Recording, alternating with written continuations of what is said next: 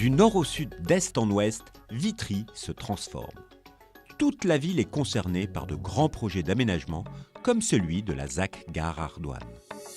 Historiquement industriel, ce territoire de 300 hectares va devenir un nouveau lieu de vie, un pôle d'attractivité de la métropole du Grand Paris.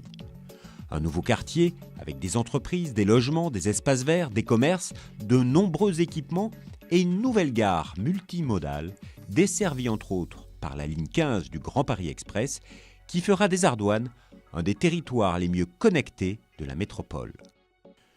Pour la ville, ces transformations majeures ne se font pas sans l'avis des habitants.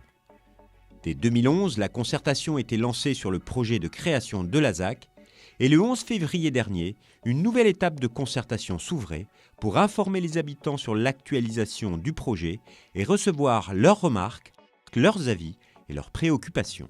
Je suis venu à La Réunion parce que je suis conseiller de quartier, donc conseiller de quartier des Ardoines. J'ai suivi tous les plans effectivement qui concernent ces 300 hectares de la ville. Il nous faut absolument savoir quels sont les enjeux que ne semblent pas effectivement mesurer tous les vitriots. Alors, je suis venue parce que je suis vitriote depuis de nombreuses années et puis j'ai vu l'évolution de la ville de Vitry.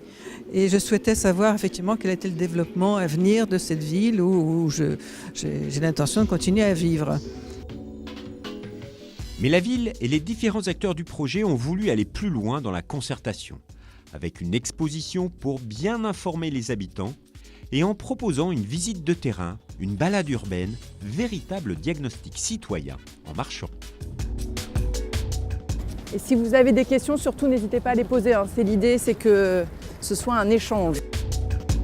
Si vous êtes vitriot et intéressé par la démarche des Ardoines, monsieur nous parlait de certains sujets comme le commerce, comme les transitions entre le pavillon et les immeubles. Donc voilà, on aimerait avoir votre retour sur ce quartier-là.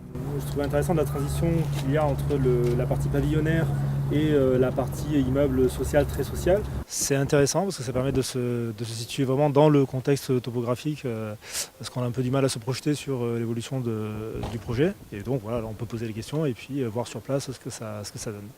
Moi, ce qui m'intéresse surtout, c'est les transports et les localisations et les circulations dans la ville. Je veux dire, c'est quand même important de savoir ce que va devenir sa ville, même si c'est dans 30 ans. Bon, je sais que ça commence maintenant, mais là, j'ai entendu pas mal d'échéances comme ça à 30 ans. Je me suis dit, je ne verrai pas la fin, c'est dommage.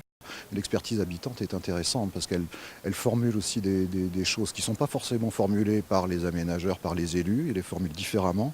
Donc on apprend aussi pas mal de choses.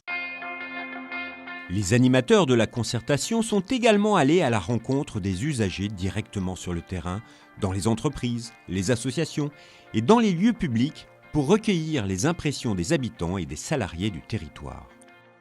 Autre mode de concertation, l'atelier, comme le 7 juin dernier à l'école Blaise Pascal, qui permettait de présenter les modifications du projet et de recueillir encore une fois les préconisations des vitriots.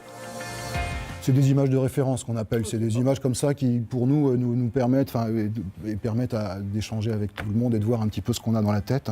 Une fois que c'est rebouché, cet espace-là, qu'est-ce que ça devient concrètement ? C'était ça la question. Tout à l'heure, on disait que c'était un petit square. On va voir, on ne sait pas encore, mais ouais, ça sera un square, ça sera un espace public. Alors cet atelier participatif était intéressant puisqu'il a permis d'apprendre un certain nombre d'informations nouvelles et un petit peu de voir quel était l'état actuel du projet. Et donc étant habitant du quartier, je me sens concerné au premier chef. Au niveau des écoles, ok. Et pour les enfants qui arrivent, ils n'ont pas forcément tous 3 ans et plus. Donc il y a aussi des crèches. Est-ce que vous avez prévu des crèches ?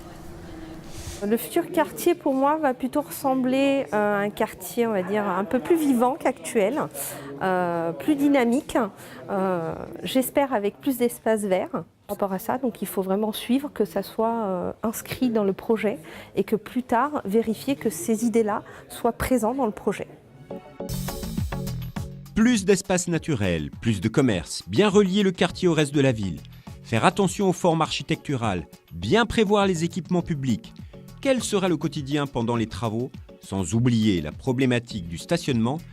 Telles étaient les thématiques abordées et les préconisations données par les habitants tout au long de cette concertation. Des avis et des remarques qui sont intégrés au projet et le font évoluer.